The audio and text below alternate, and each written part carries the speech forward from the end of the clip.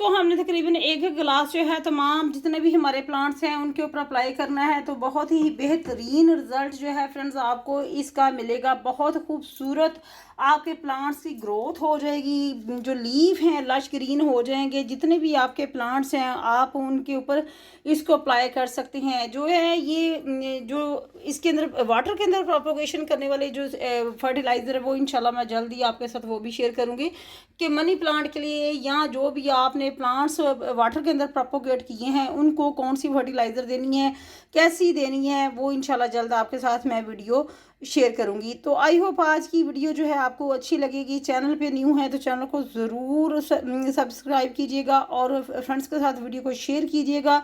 अपना फीडबैक ज़रूर दिया करें कि वीडियोस जो हैं वो आपको कैसी लग रही हैं, क्योंकि बहुत ही मेहनत से वीडियोस जो हैं वो बनाई जाती हैं, आप लोगों के साथ शेयर की जाती हैं, इसलिए लाइक करने में कंजूसी ना किया